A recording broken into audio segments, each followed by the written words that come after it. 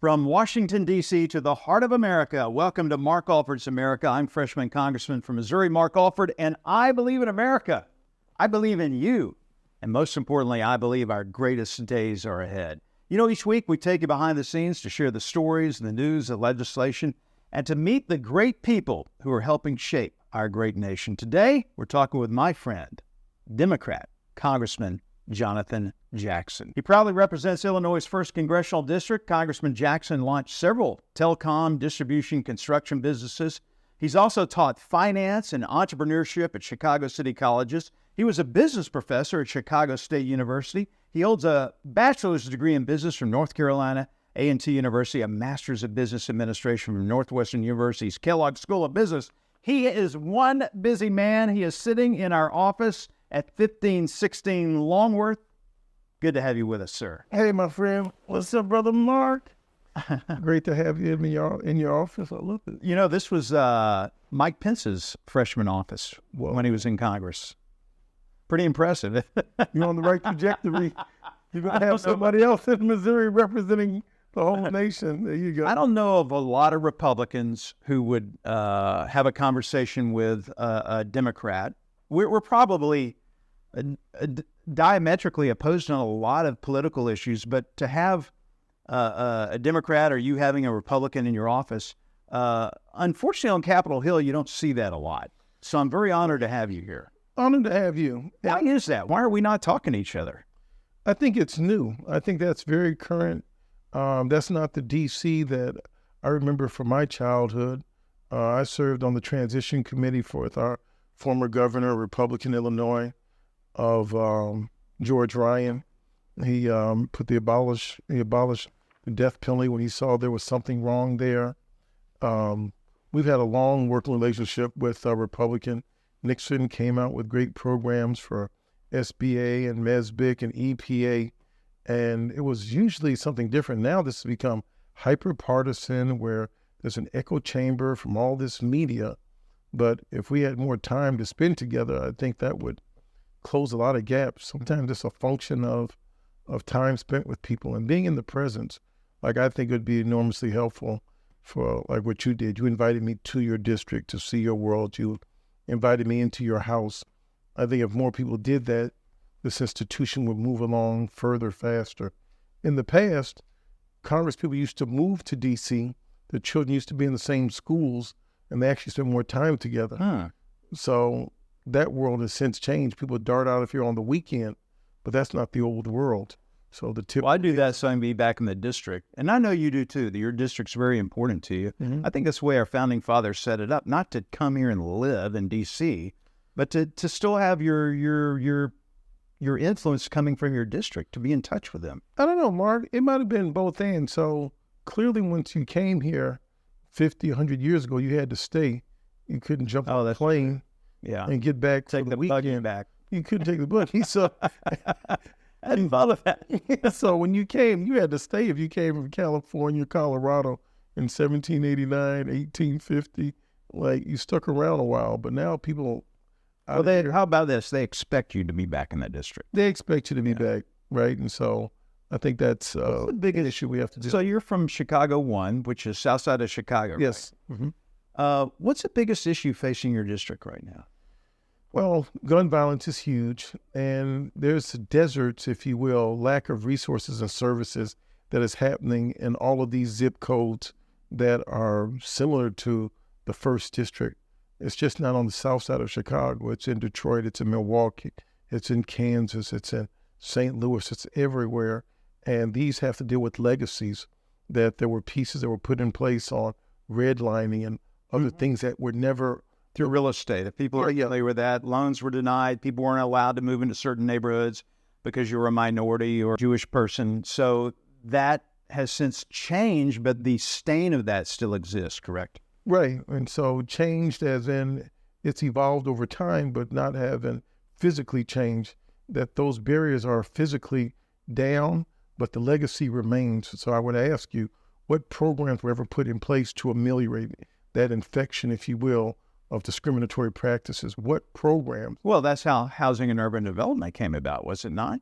That they were put forth to try to rectify some of these past grievances and to try to right the ship on housing in America. So if you think about that, like, when can you say we're celebrating this America that you and I are participating in?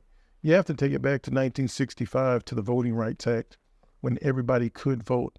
Well, that's after almost 346 years. So whatever programs we've had in the last 57 years have not been enough. It takes a longer time. You can't correct 300 years of behavior in 50 years. And then the programs have to be long-term sustainable and a commitment. So, but we are making progress. We've made much progress. And unfortunately, you see an ebb and a flow in American history. Progress has been made. Progress is absolutely, it's not inevitable, which is what Reverend Martin Luther King had talked about. It has to deal with good people, people of goodwill. It's like yourself and others that are like taking the time to be cerebral, to say, this is what I understand, here's what I don't understand, here's my ultimate objective. And that's where you and I connect, I believe, as friends. We have the same objective, the same goal, but now we come from two different places. So how does this work? So I needed to be in the middle of Missouri, in the heartland, to see. What did you learn? So just to back up, we had a listening session for the Farm Bill. Jonathan came to our state fair in Sedalia, Missouri. You'd never been there. I know you've been to the... I had never heard of it. But I learned it could have been the state capitol. It could have been. But what did you think? What did you take away from that? Hardworking, good people that are part of a transition in an economy, and earnest people that are trying to find their way and need the government to provide the services and support. People that aren't really mired down in politics. I didn't get that. I was very well received. I would have to say was very warm and very welcoming, and I appreciated the hospitality. And I also felt as if there were great people there that knew nothing about the world where I come from, the city and the violence that's plaguing. There's not one gun manufacturer in the city of Chicago. There's not one gun range. There's not one African-American that sells bullets anywhere. But my neighborhood is flooded with guns, and children have... Well, let's talk about that, because you've used the term, I know the term is very popular, gun violence. Mm-hmm. I have a different viewpoint of that. I believe it's human violence. When I was in the news business, I advocated for not using gun violence, because when someone's stabbed to death, we don't say knife violence, all right? We don't say shootings anymore. Someone was shot, or we say the victim of gun violence. It seems like it's putting the onus and the blame on the weapon rather than the human condition. How do we change human hearts and behaviors so that people, whatever instrument of mortality they choose in their crime, that it doesn't start in the first place? Okay, I can see that, and I respect the nuance in the language. I would just say this instrument, this death instrument, and its accessibility is what I'm trying to challenge. Like when we decided as a nation to take cigarettes off of the shelves, that we saw a dramatic drop in cigarette-related deaths. I'm just about the easily access. A child is not supposed to. So where are murderers in South Side of Chicago getting their guns? That's the million-dollar question. You've heard of a drug bust. I want to hear about a gun bust. That trace it back to the manufacturer. Stop these guns from being. But they're not taking the guns from the manufacturer. They're not going down to Smith & Wesson and stealing guns. These guns are coming from someone that they have stolen them from. They're not buying them legally and registering these. Let's open it up and find out.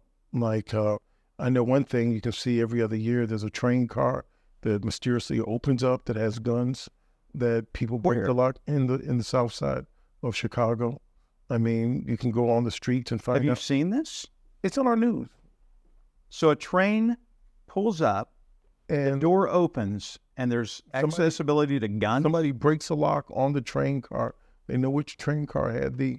Oh, it's coming from the manufacturer to different or stores. Some part of transportation. Is it organized crime? Has to be. Yes, sir. And they want chaos in the streets? I believe so. Why? I don't have the answer for that. Some people are merchants of death. There are certain people that do things that would defy what you and I could consider to be normal, honest, and caregiving. Some people don't have a conscience for it. Unfortunately, I know you're a man of faith. You believe in God and Jesus Christ, and I think that there is good and evil in this world. And I think there are forces in this world that are determined to take us down as a nation. I think it comes through the division, looking at divisions within our society rather than what we have in common, and building us up. And I think it is also promoting violence, whether it be through guns or knives or fists. It is to their advantage to break us down as a nation and pit us against each other. Mark, that's why I call you a friend. You know, that there are certain people that don't see it. And the last one I want to say about the people of Missouri, very earnest, you know, hardworking. And I want the people in Missouri to see that's how people in my culture, my community, you know, have that same, but may not necessarily have the tools needed, and also have the legacy that we have to rectify. And I'm not trying to fix the blame on anyone. I want to fix the problem. Yeah. There were things that were in place that neither you nor I put here that have to be corrected. And we know there's talent. God puts talent all over town. Look at the basketball players, the football players. Look at the achievements in tennis and other things. Well, they had a level playing field. The rules were clear. They had the opportunity to grow. And I know we can grow more doctors, more scientists, more teachers, more educators. So that's the emphasis that I want to place while being in the Congress. That's what brings me here. That's my passion, to share my story and show the beauty of our culture and take that. And so I was honored to be in Missouri. Good to have you. Hey, listen, when we come back, I want to talk about your father. You will recognize the name of Jonathan Jackson's father, a very prominent person, not just in America, but in the world. Stay with us for Mark Alford's America. We'll be back with more. We're talking with my friend, Democrat Congressman Jonathan Jackson of Illinois. Stay with us. Welcome back to Mark Alford's America, where we give you a behind-the-scenes look at Washington, D.C., let you meet some of the great people helping shape our nation today. In our office at 1516 Longworth in Washington, D.C., Congressman Jonathan Jackson of Illinois. I kind of laugh when I say Democrat, but I want people to understand that we are up here. Look, we're in the majority now. It's kind of fun being in the majority, although it's a very slim majority. But there are Democrats and Republicans, and we're trying to work together on things that we can work together on. There's some things that we're not going to agree on, and that's okay. That doesn't make you my enemy. I want to talk a little bit about your dad. When you were at my house after the Farm Bill listening session, you came and stayed with me and Leslie at our house in Cass County, and we sat out on the back porch and had a little cigar and a bourbon and talked about your dad, the importance he has in your life, the influence that he has had in your life and continues to do so. His name is Jesse Jackson. How old is your dad now? Reverend Jackson is 81, God bless, and 2 weeks he'll be 82, October 8th. Wow. He and I share almost the same birthday. I'm October 4th, about 20 years younger than him. Happy birthday in advance. Thank you. What was it like having Jesse Jackson as your dad? Well, I couldn't answer that as a child, but I can answer it as an older person, because all the children knew my father, parents knew my father. I didn't necessarily know their families. And so as a child, people can be happy for you, glad to know your dad. People can disagree with you, and you can say, I didn't know what you all are talking about. Like, I don't know. I don't know what he said. I don't know. And but as you get older, I remember my child one day, I was trying to figure out how to tell him your grandpa is like everybody else's grandpa, but a little different. Yeah. But just until I let it grow naturally. And then during Black History Month, pictures went up on the wall, and he saw his grandfather, and he told the children, that's my grandfather. And then the child told him, that's not your grandfather. You don't know him. So my son came home. Is that my grandfather on the wall? I said, sit down. Let me tell you. Yes, that's Grandpa. Wow. Let me tell you about him. And then he went back to school and told the child, that is my grandfather. Where's yours? On the wall. So I want him to know his grandfather's a fighter, has stood for racial progress, racial justice, has been very patriotic. We've gone abroad to bring back soldiers that were in Syria, people that were held hostage in Iraq. We went to jail here in Washington, D.C. for a free South Africa. I went to jail here in Washington, D.C. in about 1986. They didn't let blacks in the South African embassy in this city in Washington in my lifetime. And America called Mandela a terrorist and called the white minority that was ruling a black majority. They call Mandela the terrorist. So we've had a tortured history in some parts, but it's the truth. That's behind us now. And then last year I had the opportunity to introduce President Ramaphosa at that embassy, the same embassy I got arrested trying to enter. So I've seen progress in America. So it's been a long journey, and it's taken us some time to get here, but I'm very optimistic about the future. But the only way we can get to the future with a new foundation is with the truth.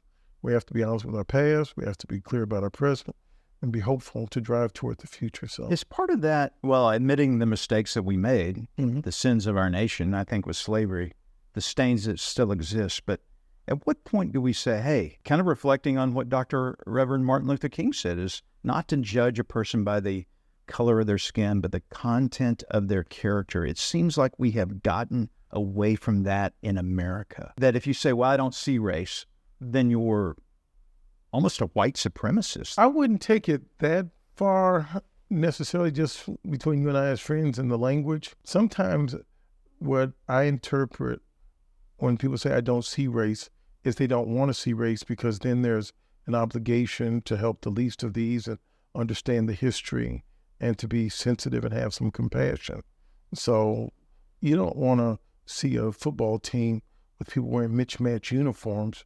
You want to see a red team and a blue team. You want to see a green team and a yellow team. You want to see the teams and everybody matching. So you're sensitive to colors. So when it comes to dealing with race, there's some racial history that we simply have to be honest about. And then we'll say, okay, and this is going to take a little more time to fix, and not to be, we can't start dismissing people's history. Then we go into Italian history, then to Irish history, and then to, Jewish history, and then to, no, we can be mature and look at history abroad and at home. So that's the goal, is so we can be a more compassionate nation.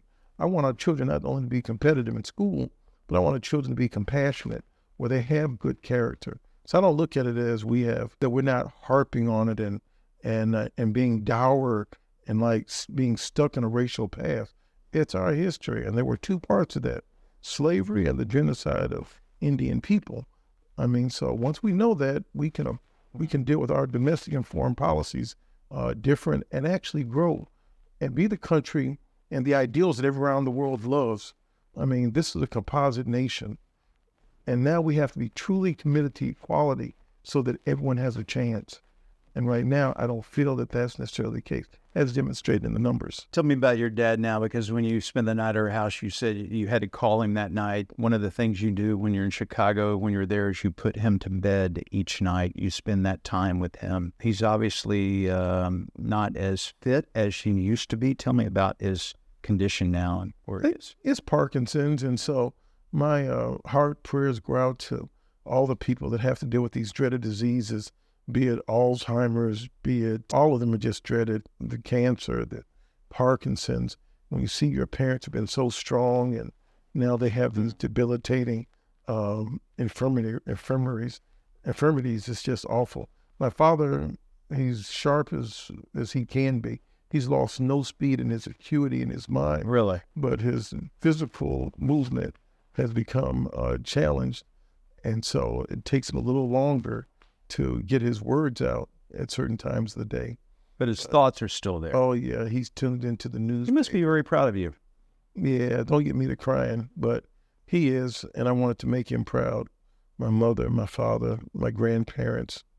We can actually trace our family burial plots back to the late 1700s in South Carolina. So when people talk about nation, immigrants, no, all American, we know our family history. My father's family line was Cherokee Indian out of South Carolina. I didn't know that. And so my grandfather, he remembered his great-grandfather telling him about Bury My Heart at Wounded Knee when they moved family members into Oklahoma off of Indian lands in South Carolina. So we have a very much an American story. Wow.